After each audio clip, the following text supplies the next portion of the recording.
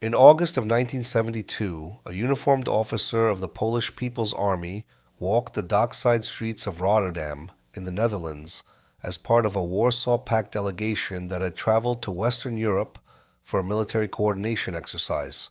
His name was Ryszard Kukliński. He was 42 years old, a full colonel on the Polish General Staff, and he was carrying in his jacket pocket a sealed envelope that, if found by the wrong person, would cost him his life. Inside the envelope was a handwritten letter addressed to no specific person, an open appeal to any American intelligence officer who might find it, in which Kukliński explained who he was, what access he held, and why he was prepared to risk everything to place that information in Western hands. He had identified a vehicle bearing American military registration plates parked near the waterfront. He approached it at an unhurried pace, as if bound for somewhere past it. He tucked the envelope beneath the windshield wiper and kept walking. He did not look back. What followed, what that single act initiated across the next 9 years, would constitute one of the most consequential intelligence operations of the Cold War. The documents Kukliński would eventually pass to the Central Intelligence Agency included the Warsaw Pact's complete operational plans for a nuclear offensive against Western Europe, the precise locations of first strike targets, the corridors of expected radioactive fallout, Soviet estimates of acceptable losses on both sides, and the maps marking which Polish cities Moscow had already written off as the acceptable cost of a war not yet fought. He would never tell his wife what he was doing. And in November of 1981, when Polish counterintelligence moved too close, he and his entire family would vanish in a single night, loaded into modified vehicles and driven through East Germany in the dark, crossing into West Germany before the sun came up. The letter beneath the windshield wiper was the beginning of all of it. If you want more documented stories from the Cold War's hidden history, the people behind the operations, the families who lived in their shadow, subscribe and turn on notifications. We go deep on one case at a time every week, and we bring you the documented truth behind the intelligence operations that shaped the modern world. Now, the story of the man who stood at that waterfront and everything he had already decided. Ryszard Kukliński was born on June 13, 1930, in the Wola district of Warsaw, in a city that had existed as the capital of an independent Poland for barely a decade.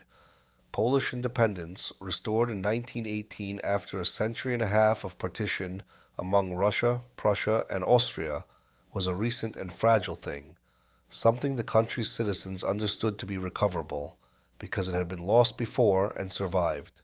His father, Władysław, was a craftsman and labor organizer, active in leftist political movements through the 1930s and embedded in the working-class life of a neighborhood that mixed factory workers, clerks, and small tradespeople in the rhythms of a city still finding its footing.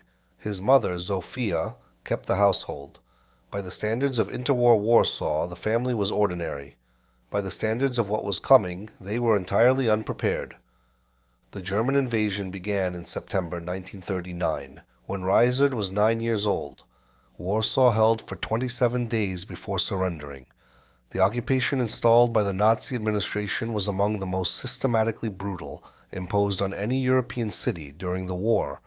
The Gestapo, the SS, and the German civilian government moved through the population with a targeting logic that prioritized intellectuals, political organizers, military officers, Jews, and anyone identified as a potential node of resistance. Władysław Kukliński, with his documented history of labor organizing and leftist political activity, was exactly the category of person that apparatus was designed to find. In 1941, Ryszard was 11 years old when his father was arrested. According to family accounts recorded during Kukliński's later debriefings, Władysław died in German custody, executed or killed during interrogation. The precise circumstances were never fully documented. What was documented in the behavior and testimony of the man Ryszard would become was the effect. A boy losing his father to an occupying power at the age of 11, in a city where that kind of loss was common enough to be a shared condition, but intimate enough to be a permanent wound. The war continued. In August 1944, When Ryszard was 14, the Warsaw Uprising began, 63 days of armed resistance by the Polish Home Army against German occupation forces, fighting house by house through a city that was already half destroyed. The uprising was crushed in October. What followed was systematic. German forces spent the autumn of 1944 demolishing Warsaw block by block as a deliberate act of collective punishment. By the time Soviet and Polish forces completed the city's liberation in January 1945, approximately 85% of Warsaw's buildings had been destroyed. In the months that followed, Ryszard Kukliński, 15 years old by the summer of that year, walked through what remained of the city where he had grown up. The post-war government that consolidated power in Poland was Soviet-backed, installed through a combination of political maneuvering and military presence that left little room for alternatives.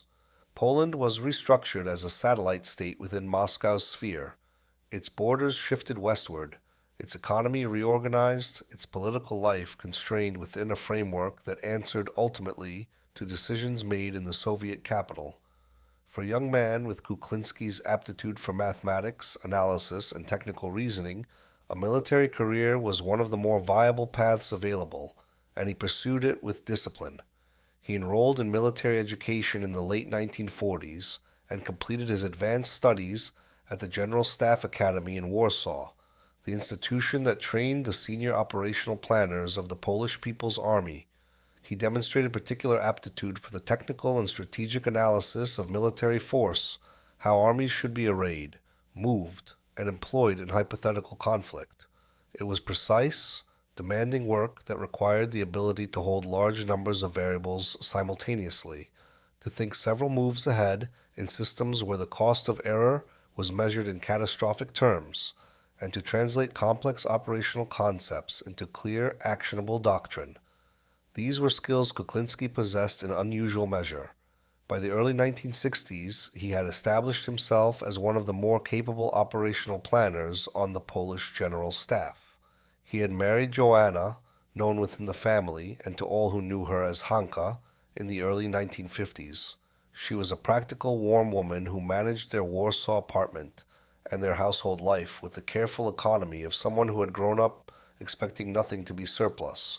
They had 2 sons, Bogdan, born in 1952, and Waldemar, who followed several years later.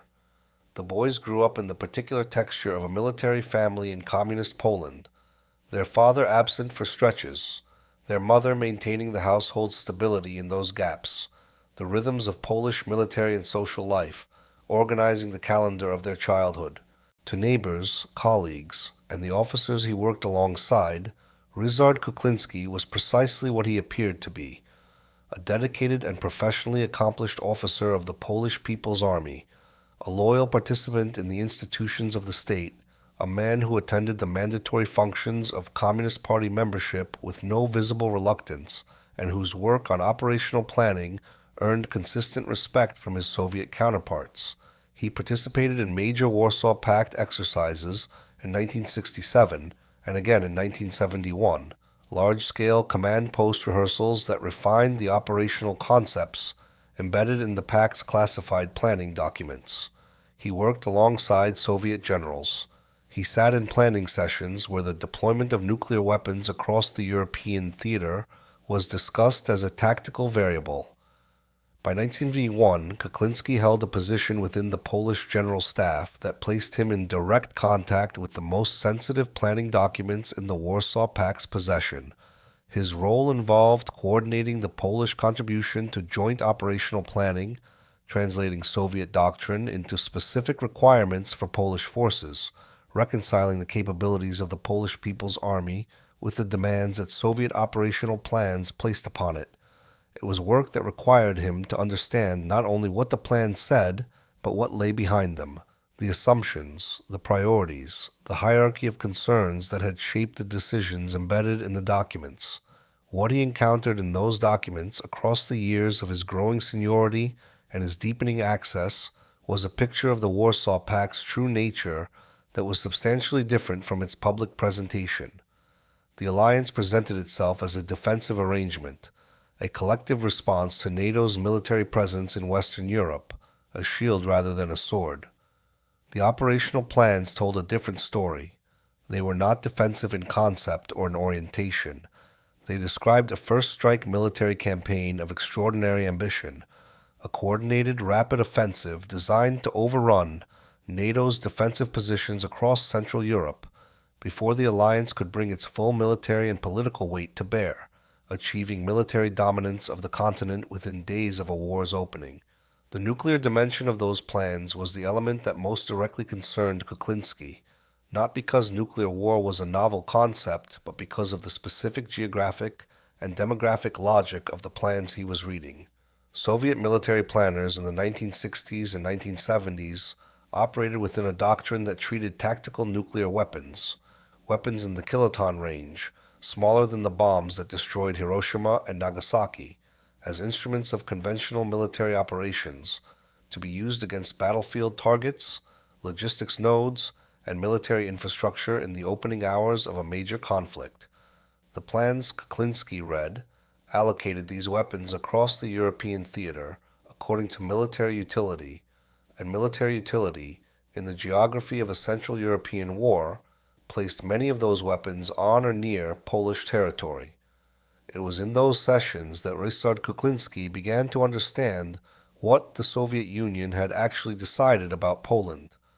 The Warsaw Pact presented itself to its member states and to the world as a collective security alliance among socialist nations, a defensive arrangement designed to protect Eastern Europe against NATO aggression. The reality, as senior military planners within the pact encountered it in classified form, was considerably different. The alliance was structured to serve Soviet strategic interests, and Soviet strategic interests in a major European war did not necessarily align with the interests or the survival of the countries nominally under its protection. The operational documents Kukliński worked with in the late 1960s and early 1970s assumed as a baseline that any large-scale conventional conflict in Europe would escalate to the use of nuclear weapons within days, possibly hours of its opening. Soviet military doctrine at the time treated nuclear weapons not as a last resort, but as an expected instrument of the initial operational phase, to be used tactically on the battlefield and strategically against NATO installations, airfields, logistics facilities, and command infrastructure across Western Europe.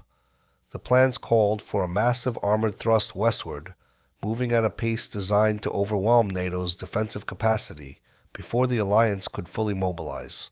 But the nuclear exchange, as the planning documents described it, would not remain confined to Western European territory. NATO's weapons would respond to Soviet strikes, and the missiles and aircraft carrying NATO's nuclear arsenal were targeted at installations throughout Eastern Europe. The maps in the Warsaw Pact planning documents showed, with cartographic precision, which portions of Eastern Europe fell within the corridor where both sides' nuclear weapons would be detonating, the geographic zone where blast effects, heat, and radiation would render the landscape uninhabitable for years. Poland occupied a substantial portion of that corridor. The maps showed Warsaw within the projected effects of NATO nuclear strikes. They showed Krakow, Wrocław, Gdansk, and Poznan, the major centers of Polish population, culture, and economic life, within calculated blast radii.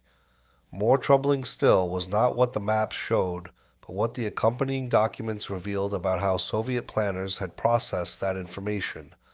The expected Polish casualties were not treated as a problem requiring a solution. They were treated as a parameter, a numerical entry in a damage assessment, acknowledged and moved past, allocated to the acceptable losses column of a strategic calculation that had been completed without consulting the Polish officers who were nominally the Pact's allies. The determination had been made. The Poles had not been asked. According to the detailed accounts Kukliński later provided to CIA debriefers, accounts that form the primary basis of Benjamin Weiser's 2004 biography, A Secret Life, it was the accumulated experience of reading these documents over several years that transformed his relationship to the system he was serving. He had grown up in a Poland occupied by one foreign power that had treated Polish lives as expendable. He was now working within an alliance led by a second foreign power that had made the same essential calculation about the same people, dressed in different political language but producing the same maps.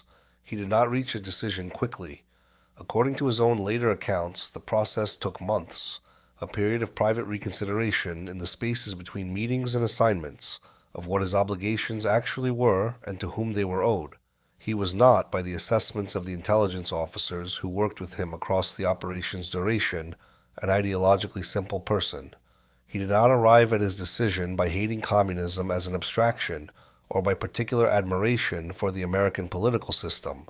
He arrived at it by reading operational planning documents that showed, in technical language designed to be precise rather than emotive, that the country he had grown up in and pledged his career to defending had been written into the Soviet Union's war plan as a zone of acceptable destruction. In the months before his delegation traveled to the Netherlands, he had made his decision. He began to prepare the letter. The Warsaw Pact exercise that brought Kukliński's delegation to Rotterdam in August 1972 represented one of the rare occasions when access to Western Europe, outside the controlled surveillance environment of Poland and its KGB advisors, made a direct approach to American intelligence operationally feasible. Inside Poland, Soviet security personnel maintained close oversight of military officers at his level. Travel to the west was tightly managed. Rotterdam was an opening. The letter he placed beneath the windshield wiper of the American vehicle was written in formal, careful English, a language Kukliński had studied and could deploy with functional precision. According to CIA records partially declassified in 1997, the letter identified him as a colonel on the Polish General Staff with access to Warsaw Pact operational planning at its highest classification levels, offered to provide intelligence of substantial value to the United States government, contained enough specific detail about his position to establish that the claim was not fabricated, and asked for a response through a secure channel with a proposed method of contact. The letter reached the CIA's Europe division within days of being found. The agency's initial response was cautious, the standard posture when evaluating unsolicited approaches, which were common enough and frequently the work of provocateurs or individuals operating under hostile direction. A senior officer was tasked with independently verifying what could be verified before any direct contact was made. Within approximately 2 weeks, according to declassified accounts, the agency had confirmed that a person matching the letter's description held the position described and had the stated access. Discreet contact was established through a carefully managed sequence of intermediary steps. The officer who became Kukliński's principal handler over the years that followed was David Forden, a veteran CIA officer who had spent much of his career working Eastern European counterintelligence and asset management. Forden was, by later accounts from colleagues and from Kukliński himself in debriefings, an unusually skilled handler, patient in building trust, perceptive in reading what his asset needed from the relationship across its long duration, and disciplined in the tradecraft of managing a human source inside a denied area where any operational error could end fatally. In later interviews, Forden consistently described Kukliński in terms that went beyond the standard professional assessment, with a respect suggesting the relationship had been genuinely formative for both men across the years it ran. Kukliński was assigned the operational cryptonym Gull. Later, following a security review that prompted the agency to restructure certain aspects of the operation, the cryptonym was changed to Polycat. Within the CIA's Eastern European operations, he came to be assessed, even in the restrained language of intelligence reporting, as the most valuable human source the United States had inside the Warsaw Pact military structure. That assessment, accounting for institutional tendency towards self-congratulation, nonetheless appears to have been accurate. The mechanics of what Kukliński did over the years that followed were technically demanding, psychologically taxing, and existentially dangerous in ways that could not be set aside at the end of a working day. His work required him to identify documents of intelligence value among the classified materials he legitimately accessed, photograph them using a Minox camera small enough to fit in a closed fist, and pass the developed film to CIA handlers through a system of dead drops distributed across Warsaw. The Minox, a precision instrument manufactured in West Germany, had been a standard tool of Cold War document espionage since the 1950s. At approximately 9 centimeters in length, it could be deployed in seconds and produced sharp, legible images of document pages when held at the correct focal distance, a skill requiring steady hands, practiced judgment, and the ability to perform technical work with precision under sustained psychological pressure. According to CIA technical assessments of the material Kukliński produced, the quality of his photography was consistently high across years of operation, evidence both of technical care and of a composure that his handlers described as remarkable given the circumstances in which it was sustained. The dead drop locations were embedded in ordinary Warsaw geography. A specific section of park where a small package could be concealed beneath a rock or behind a loose brick in a wall.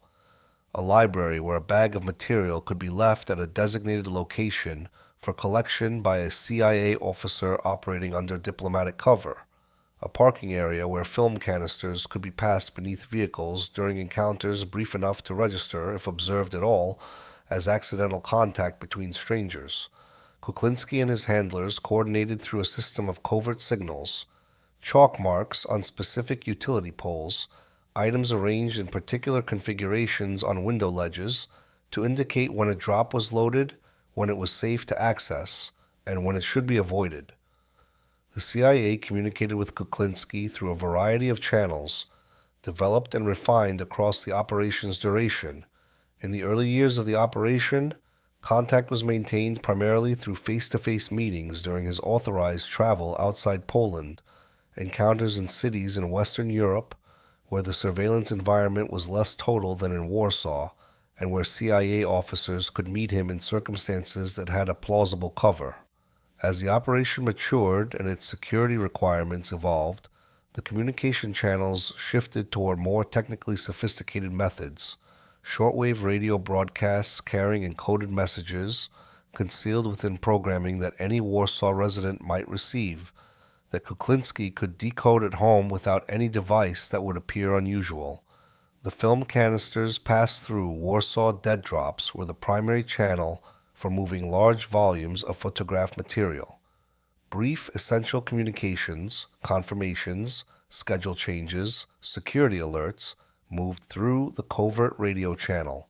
The operational discipline this required on both sides, the CIA officers managing the Warsaw end of the operation under diplomatic cover, and Kukliński managing his own behavior within an institution that employed both colleagues and KGB advisors who were professionally trained to notice anomalies, was of a high order throughout. The operation ran for years without a serious interruption, which was, by the standards of Cold War espionage operations conducted inside the Soviet bloc, an unusual achievement. Operations of this kind in this environment typically ran for months or a few years before detection. The Gull Polecat operation ran for nearly a decade, a duration that reflected both Kukliński's exceptional personal discipline and the skill of the handlers who managed the Warsaw end of the relationship. He went to work each morning at the Polish General Staff headquarters in Warsaw as a senior operational planner. He participated in meetings with Soviet generals. He reviewed classified documents at the highest levels of the Warsaw Pact system. He contributed to planning exercises that refined Soviet military doctrine for a potential European war, and in the spaces between those official duties, in brief windows of solitude, in evenings at his desk, after colleagues had departed, in moments carefully managed to appear routine, he was photographing that doctrine, canister by canister, and passing it west. The psychological architecture required to sustain that existence over years was something Kukliński described in later debriefings as a form of permanent compartmentalization, the deliberate maintenance of two entirely separate operational states within a single consciousness, neither of which could be allowed to visibly affect the other. He could not permit anxiety about the operation to alter his demeanor in professional settings. He could not permit professional events, a colleague's unexpected question, a Soviet general's scrutiny that lingered a fraction of a second too long, to carry that anxiety home with him in ways Hanka might notice. The two states had to be kept strictly separate, and the boundary between them had to be maintained continuously, without the relief of ever discussing it with anyone who could understand what maintaining it cost. According to accounts provided in his CIA debriefings, Kukliński came close to exposure at least once during the 9 years of the operation. In the late 1970s, a routine security audit of document access logs at the Polish General Staff produced an inquiry into a classified planning document that Kukliński had photographed.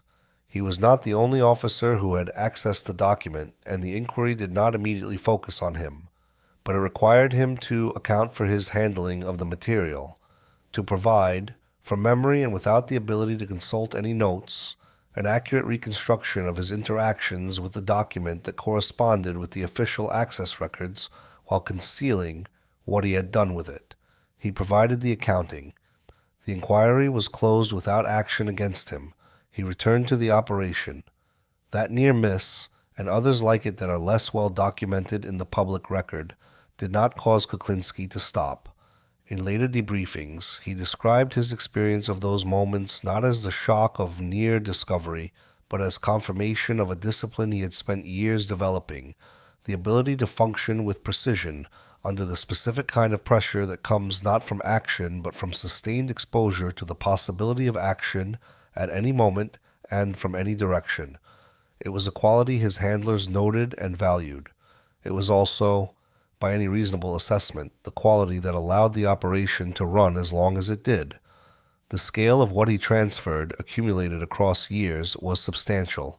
According to estimates cited in declassified CIA assessments and confirmed in Weiser's reporting, Kukliński passed approximately 35,000 pages of classified Warsaw Pact military documentation to American intelligence over the course of the operation. That figure, stated plainly, requires a moment's consideration. 35,000 pages of material classified at the highest levels of the Warsaw Pact system, photographed in increments of tens and sometimes hundreds of pages at a time, using a camera the size of a cigarette lighter, inside an institution whose entire purpose was to protect exactly those documents. Among the materials he passed, the document that CIA assessors later identified as perhaps the most strategically significant was the Warsaw Pact's complete operational plan for a rapid conventional and nuclear offensive against NATO, referred to internally as 7 days to the Rhine. It described a blitzkrieg-style armored thrust designed to reach the Rhine River in western Germany within 7 days of a war's opening, combining conventional armored forces with nuclear strikes, timed to neutralize NATO's capacity to respond before full mobilization could occur. The plan specified precise timelines for crossing national borders, the sequencing of nuclear weapons use at designated moments in the operational schedule, and the routes along which Warsaw Pact armored columns would advance, routes that ran through Poland, Czechoslovakia, and East Germany, in ways that placed the civilian populations of those countries in the direct path of a conflict their own governments claimed to be protecting them from. When CIA analysts received the photographed documentation of that plan in the mid-1970s, their assessment was that it materially altered Western understanding of Soviet and Warsaw Pact military intentions in several significant respects. NATO's defensive planning had been built on certain assumptions about the pace, character, and nuclear threshold of a potential Soviet offensive. The analysis of Kukliński's material showed those assumptions to be wrong in ways that carried meaningful strategic consequences. The Warsaw Pact intended to move faster, strike harder, and deploy nuclear weapons at an earlier stage than NATO planners had estimated.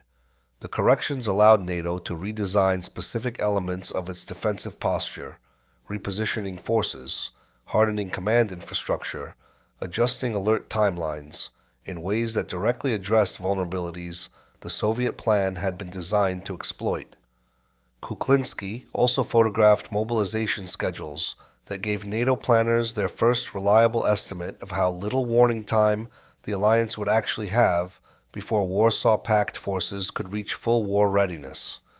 He photographed the locations of Warsaw Pact command bunkers, hardened facilities that had not been previously identified by Western intelligence. He photographed communications protocols governing the transition from conventional to nuclear operations and logistics assessments that mapped the supply constraints on Soviet offensive momentum across a sustained campaign. Each document was a piece of a larger picture that the agency was assembling across the years, and each piece carried its own weight of strategic implication. At home in the Warsaw apartment, Hanka Kukliński knew none of this. She knew her husband worked long hours. She knew his assignments sometimes took him away from Warsaw for days at a time. She understood that the nature of his position required a compartmentalization that military families on both sides of the Cold War accepted as normal. What she did not know, because he had never told her and never intended to, was that the man she lived with was simultaneously conducting an operation that would, if discovered, result in his execution and almost certainly in serious consequences for her and for their sons. The apartment where the family lived during these years was located in a Warsaw neighborhood typical of middle-rank Polish military officers, a building constructed in the post-war period, functional rather than distinctive, in a city that was still, decades after the destruction of the war, rebuilding itself block by block. The apartment had 3 rooms. Hanka maintained it with the careful attention of someone who understood that what they had was sufficient and could not be taken for granted. There were meals prepared on a working-class schedule, the boys' school assignments reviewed at the kitchen table, the small domestic events, a neighbor's visit, a birthday, a weekend afternoon in a Warsaw park, that constitute the texture of an ordinary life. None of that domesticity was false. Kukliński was, by all accounts from those who knew the family during that period, a genuinely present father and husband within the space that his professional duties allowed. He attended the occasions that mattered. He was engaged with his son's development in the ways that military fathers of his generation and culture typically were, attentive to their character and discipline, interested in their schooling, invested in their becoming capable and reliable men. The contradiction of his situation, the man who was genuinely present within the visible life and simultaneously absent from it in the most consequential possible sense, was not a contradiction that anyone around him could see. It was entirely internal, and no one who sat across from him at the family table or worked beside him at the general staff ever saw it. He carried that knowledge alone. By the autumn of 1981, the operation that had run with remarkable stability for nearly a decade began to show signs of strain. The precise mechanism by which Kukliński's cover came under threat has never been definitively established in any public record. The CIA's internal review, which has not been fully declassified, examined multiple possible sources for the compromise. One line of inquiry focused on whether information about the Gol-Ilo Polecat operation had been inadvertently exposed through mishandling within the agency itself, a possibility given weight by what was later known about Soviet penetration of American intelligence during the same period, though no direct causal link between a specific breach and Kukliński's exposure has been publicly confirmed. Another possibility was that Polish counterintelligence had independently developed suspicion through document access anomalies or behavioral patterns that warranted closer scrutiny. Whatever the source, the warning came to Kukliński directly. In October 1981, a signal transmitted through the operation's covert communication channel reached him from his handlers. His cover was at risk, emergency exfiltration planning was underway, and he should prepare for departure on a date they would specify. The signal did not explain what had triggered the alarm. It told him what he would need to do and when. For the weeks between receiving that signal and the departure date, Kukliński continued to go to work. He attended meetings. He completed planning assignments. He did nothing that would suggest to anyone watching that anything in his professional life had changed. He did not tell Hanka. He did not tell Bogdan or Waldemar.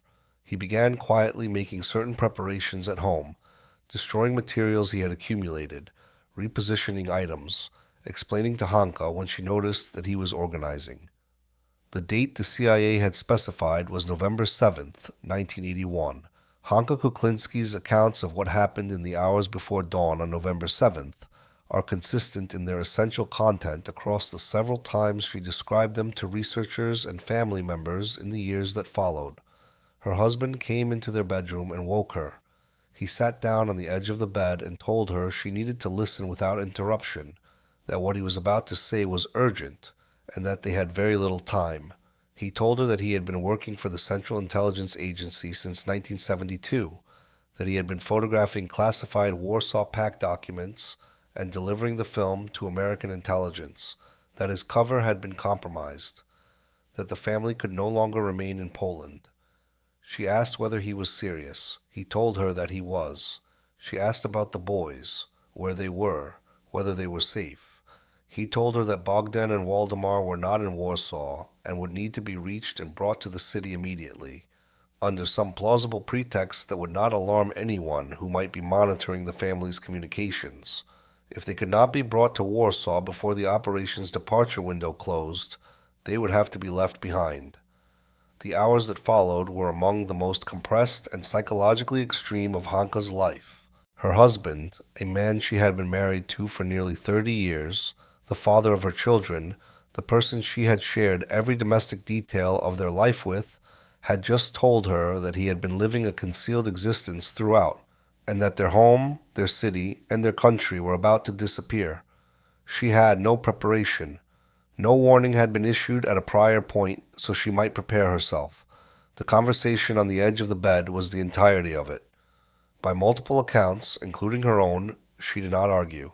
She began doing what needed to be done, helping to reach the sons, selecting the items from the apartment that could be carried, following the instructions her husband gave about what to take and, more critically, what to leave.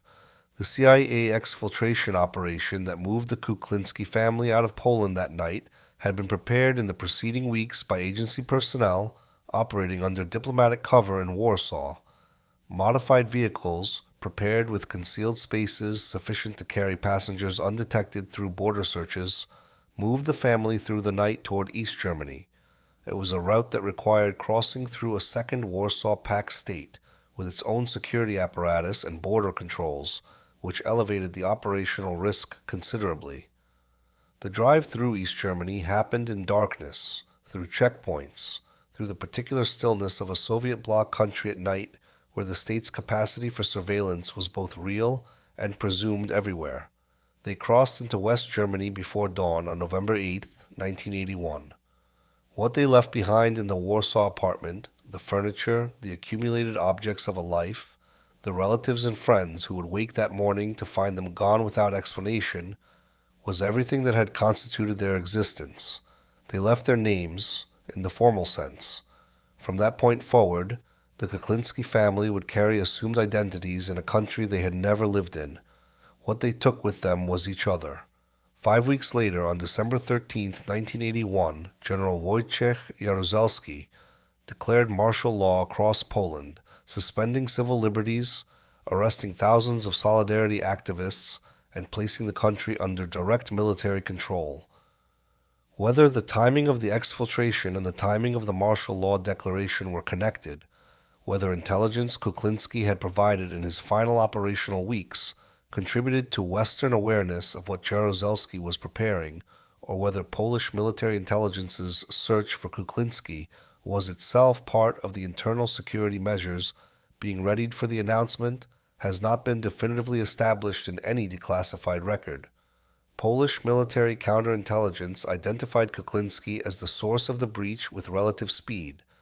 The circle of officers with access to the most sensitive materials he had photographed was not large, and the cross-referencing of his access logs against what was known to have reached Western intelligence pointed in one direction. The scale of what had been passed became apparent gradually as that analysis was completed. According to accounts from Polish security officials who participated in the investigation and spoke to researchers in later years, the internal assessment of the cumulative damage, 9 years of Warsaw Pact planning, documentation at the highest classification level transferred to an adversary, was described as catastrophic. In 1984, a Polish military tribunal convened proceedings in Kukliński's absence, charged him with high treason, espionage, and desertion, found him guilty on all counts, and sentenced him to death. The sentence carried practical implications for those he had left behind. Anyone in Poland who had maintained contact with Kukliński, or who might hold information about his current location could become a subject of sustained pressure from security services pursuing the case. His brothers, his extended family, the broader network of relationships accumulated across 40 years of Warsaw life, all of them found themselves under the attention of an apparatus attempting to locate a man who had inflicted significant damage on Soviet and Warsaw Pact military secrecy. The pressure on those relatives was real and sustained, though it did not approach the scale of what Stalin-era operations would have imposed in comparable circumstances. Kukliński, by that point, was living in the United States under a name that was not his own. The CIA had arranged new identities, documentation, housing, and resettlement support for the family in the weeks following the exfiltration, the practical infrastructure required to begin functioning in an entirely unfamiliar country without a usable history. In the initial years, he remained operationally useful to the agency as a consultant and analyst. His knowledge of Warsaw Pact planning assumptions, of the personalities of Soviet generals he had worked alongside, and of the organizational culture of an institution he had served across his entire professional career was sufficiently specific that debriefers continued to extract significant value from it years after his physical access to documents had ended. He sat in rooms and answered questions about men and plans and assumptions that the agency could not have reached any other way. It was, in its way, a continuation of the operation by different means. Hanka adapted with the same practical determination she had demonstrated in the hours after being woken on November 7th. The adaptation demanded of her was profound and ongoing. She could not contact the people she had left behind in Poland without creating a security risk. She could not explain to anyone she met who she actually was. She could not grieve the loss of Poland openly, because explaining the grief required explaining why she had left, and explaining that was not permitted.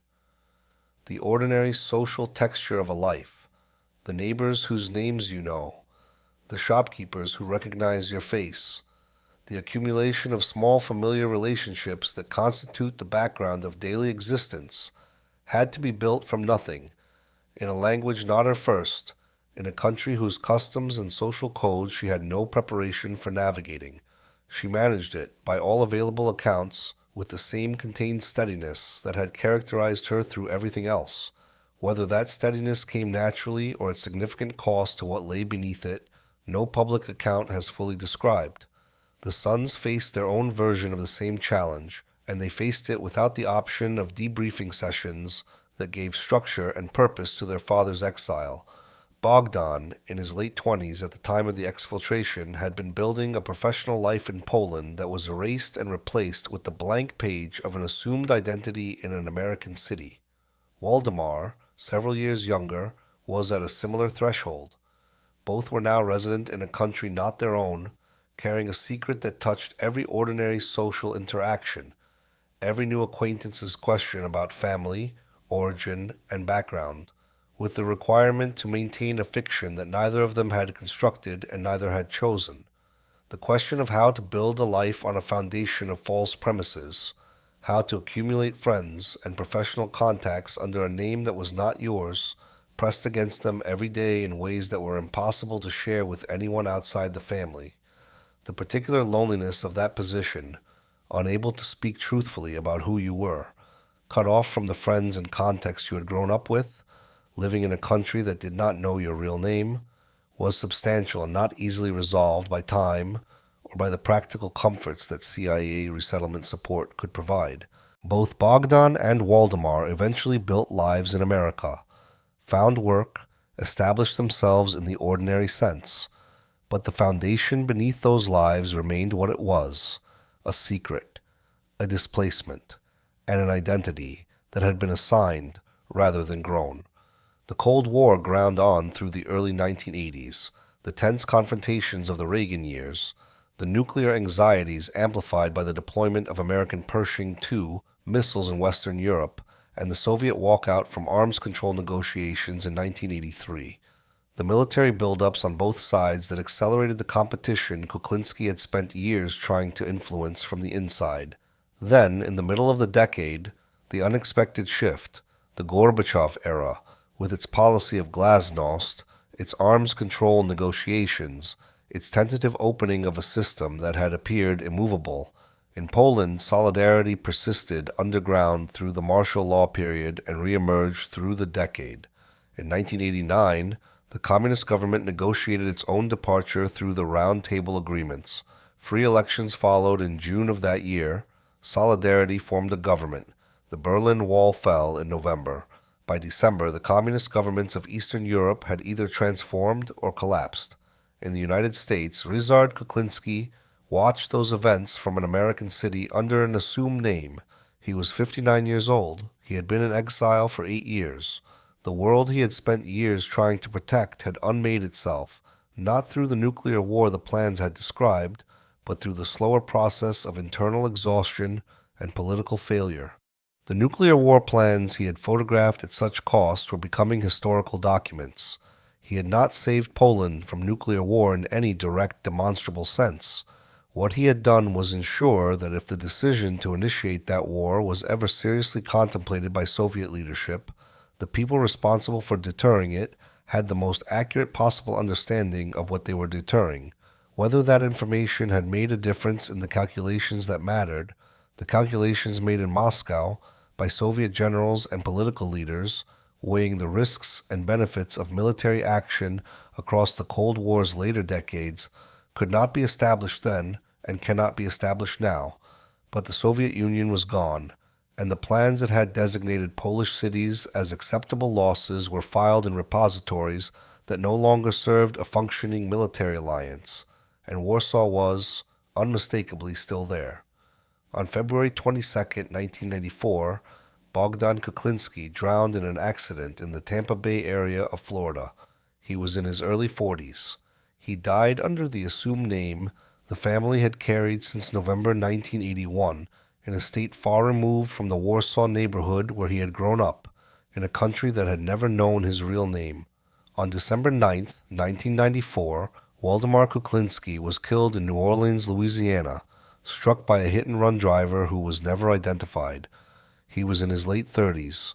He died, like his brother, in an American city, under a name that belonged to the life his father's choices had made necessary rather than the life he had been born into. Both sons died in 1994. 10 months separated the two deaths. The facts of those losses resist elaboration. They occurred in circumstances unrelated, so far as can be established, to the espionage that had brought the family to America. Accidents, not operations, not consequences in any direct mechanical sense, but they occurred within an exile that was the direct consequence of decisions their father had made before they were in a position to have opinions about them, decisions sustained across years, revealed to them in the early hours of a November night, with no prior warning and no time for discussion. Whether the displacement and identity loss of that exile contributed in some less traceable way to the circumstances that produced those deaths is a question the available evidence cannot answer. In his later years, Kukliński spoke about his sons in interviews and in accounts that reached researchers studying the case. He described the deaths, not with the distancing language of a man who had processed grief into something manageable, but with a directness that suggested the losses remained unprocessed in any ordinary sense, that they occupied a space in his experience that had not been transformed by time, or by the legal vindication, or by the honors that came in his final years. He had made a choice in 1972, and the choice had produced outcomes he could trace to its beginning, and among those outcomes were 2 men buried in American soil under names they had been given, rather than born with. What can be said is this: Ryszard Kukliński buried both his sons in the same calendar year, in a country not their own, without being able to explain to the people around him who they had really been. In February 1997, the Supreme Military Court of Poland overturned Kukliński's 1984 conviction. The court's ruling held that his actions had not constituted treason against Poland, but had served Polish national interests by reducing the nuclear threat to which Soviet planning had exposed the country. The death sentence was formally vacated. He was no longer a fugitive. He was 66 years old. He had been in exile for 15 years. Both his sons were dead. The ruling was not unanimously welcomed. For many Poles, the legal reversal represented an accurate reassessment of what he had done and why, an acknowledgement that the Cold War's moral landscape had been more complicated than the binary of loyalty and treason suggested, and that a man who had passed Soviet nuclear war plans to the West during a period when those plans designated Polish cities as acceptable losses had served his country's interests, even while violating his institutional oath. For others, the ruling represented a dangerous precedent. The suggestion that an officer could unilaterally decide his loyalty to his country superseded his legal obligations to the institution that employed him, and that this decision could be retroactively validated by subsequent events. Both positions were grounded in real values. Neither was absurd. The debate was the kind that reflects genuine moral complexity rather than simple political partisanship, and it was not fully resolved by the court's ruling, which answered the legal question without resolving the deeper one. The debate in Poland over Kukliński's legacy was in some ways a proxy for a larger argument the country was having with itself about the nature of the communist period, about what loyalty to the Polish state had meant during those decades, about who the legitimate authorities had been, about whether service to Soviet-aligned institutions had constituted service to Poland at all. These were questions without clean answers, contested by historians, politicians, and ordinary citizens who had lived through the period in different circumstances and with different experiences of what it had required. Kukliński's case concentrated those questions into a specific individual, a specific set of choices, and a specific outcome, which was perhaps why it generated such intensity. In April 1998, Kukliński returned to Poland for the first time since the night of November 7th, 1981. He was 67 years old. The country he walked into was unrecognizable in its political structure and substantially transformed in its physical texture. Warsaw rebuilt, businesses open, the particular gray of Soviet bloc material culture replaced by something noisier and more commercially varied. He gave interviews. He attended events where he was introduced under his real name as a man who had served his country's interests during the Cold War. Some of those present used the word hero. Others published columns arguing that whatever his intent had been, he had violated an oath and the violation could not be laundered by outcome. He received Polish state honors in recognition of his rehabilitation, acknowledging the contribution that post-communist Polish governments and military institutions had determined he had made to national security. He returned to the United States after the visit. His health was declining. The losses of 1994 had not been absorbed so much as incorporated, carried permanently in the way that losses of that scale are carried rather than resolved. Ryszard Kukliński died on February 11th, 2004, in Tampa, Florida. He was 73 years old. Honka survived him. Benjamin Weiser's biography, A Secret Life, the Polish officer, his covert mission, and the price he paid to save his country, was published by Public Affairs in 2004, the same year Kukliński died.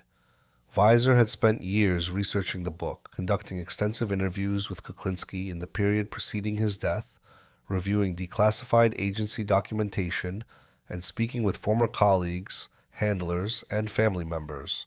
The result was the most comprehensive public account of the operation and of the life it had produced and ultimately consumed. For readers encountering the story for the first time through Weiser's account, one of its most striking qualities was the ordinariness of so much of what it described: the apartment, the family, the professional routine, the Warsaw streets that served as the backdrop to an operation of extraordinary strategic significance. The ordinariness was not a contrast to the significance. It was the condition that made the significance possible. Espionage of the kind Kukliński conducted could only be sustained by a man who could inhabit the ordinary completely and without visible remainder. He was buried in Poland, in Warsaw, the city his father had been taken away in, the city he had walked through as a 15-year-old amid the ruins of an uprising, the city whose maps he had spent the central years of his life trying to remove from a Soviet nuclear targeting list, and the city he had left in the dark in a modified vehicle in November 1981, not knowing whether he would ever see it again. Polish military honors were rendered at the burial. People who had spent years arguing about what he had been, traitor or patriot, spy or soldier, attended or did not attend according to their own conclusions, conclusions that the ceremony itself could not resolve and did not attempt to. The title Weiser chose, A Secret Life, captures something specific and important about what Kukliński's story actually was. Not a double life, a phrase that implies two equally inhabited existences running alongside each other, each with its own completeness. A secret life, a set of decisions and actions conducted entirely beneath the surface of the visible one. Invisible to almost everyone who mattered most, its existence sustained through the deliberate concealment that made all of it possible and none of it shareable. The visible life, the apartment, the family dinners, the professional achievements, the morning departures for the general staff, was real, but so was the other one, and the second could not be acknowledged without destroying the first. The question of what to make of Ryszard Kukliński does not resolve cleanly, and the accounts that have attempted to resolve it cleanly, from either direction, have generally missed something important. He was, without ambiguity, a man who violated his oath of service. He passed classified material to a foreign intelligence service across years. He accepted that service's assistance in escaping the legal consequences of those acts under military law and the obligations of an officer cleared to handle classified information. These actions constitute treason. There is no formulation that makes them something other than what they were. He was also, without ambiguity, a man who had read the actual documents, not reports about them, not second-hand characterizations, but the planning maps and operational schedules themselves, and had seen, in the precise and unemotive language of military planning, that the country his alliance claimed to protect had been allocated to the acceptable losses column of a strategic calculation completed without consulting the Polish people or their officers. He had watched his father die at the hands of a foreign power that treated Polish lives as expendable. He had watched a second foreign power produce maps that made the same calculation. And he had decided, slowly and without anyone to consult, that he could not continue serving that arrangement without resistance. Both of these things are true simultaneously. They do not cancel each other out. They do not produce a simple verdict. What they produce is the more complicated and more accurate picture of a person who made a decision, sustained it at enormous personal cost, and paid consequences that extended far beyond himself into the lives of people who had not chosen to be part of it. The legal system reached its own conclusion in 1997, grounded in a specific finding about whose interests his actions had served. That finding reflects a genuine and defensible assessment of what the Cold War's moral landscape actually looked like from the inside of a Soviet satellite military structure. But legal vindication is not the same as moral simplicity. The court's ruling said he had been right. It did not say that being right made the consequences acceptable for everyone who bore them. His wife bore those consequences for more than 50 years. She was not a spy. She was not an asset. She was not a recruit. She was a woman who woke on the morning of November 7th, 1981, to a conversation that reorganized the meaning of everything that had preceded it, and who had no preparation for that conversation because none had been offered.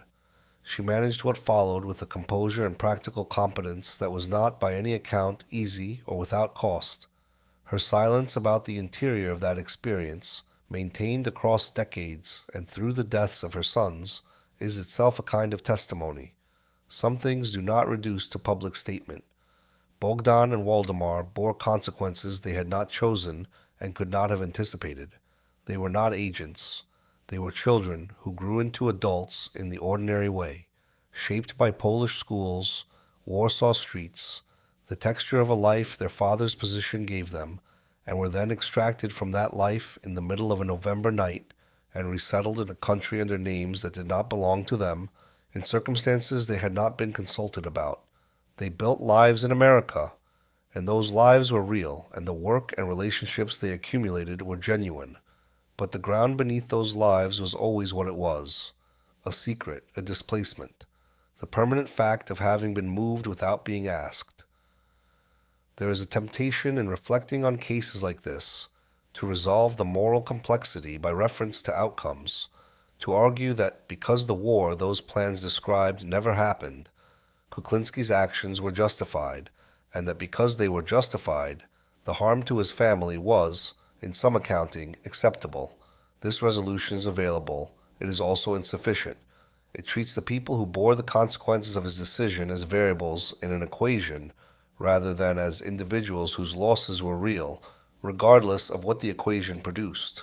Hanka's grief and the son's displacement and the particular sorrow of the lives they built on foundations they had not chosen, none of that is resolved by the fact that the war the maps described never happened. It happened to them. The Cold War produced thousands of such equations, situations in which the logic of the strategic competition between the United States and the Soviet Union required individuals to make choices whose costs fell not on nations or governments or military institutions, but on specific people living specific lives who happened to be standing in the path of consequences they did not control and had not anticipated. Most of those people are not known by name. Their stories did not produce declassified files or publish biographies. They experienced what they experienced and absorbed it within their private lives, without the partial vindication of a supreme military court ruling or a posthumous burial in the country they had left. Kukliński's case is unusual not because it involved the kinds of losses it involved, but because enough of it was eventually documented to be described. The losses that were not documented, the families in Poland that intelligence operations of various kinds touched and damaged and never acknowledged, are beyond the reach of this account or any other. The documents Kukliński photographed are archived, presumably, in repositories whose full contents have not been and may not be publicly released in the lifetimes of most researchers who would find them significant. The nuclear war plans he passed to the West became obsolete as the political and military structures that produced them dissolved.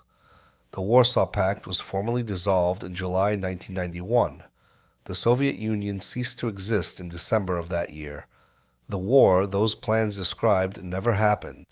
Whether Kukliński's intelligence contributed to that outcome, whether NATO's corrected defensive posture made a deterrent difference in the calculations of Soviet military planners during the years the plans were active, cannot be established in any testable way.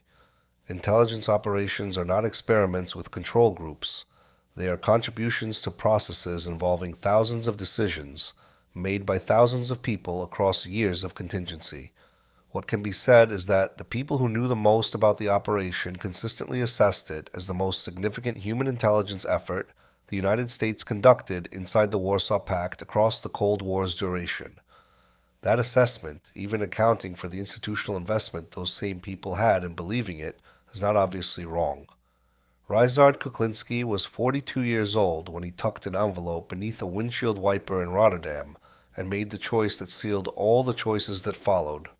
He was 51 when he was driven through East Germany in the dark and crossed into a country that was not his own under a name that was not his own. He was 63 and 64 when he buried his sons in the same year, in the same country he had chosen for them without asking.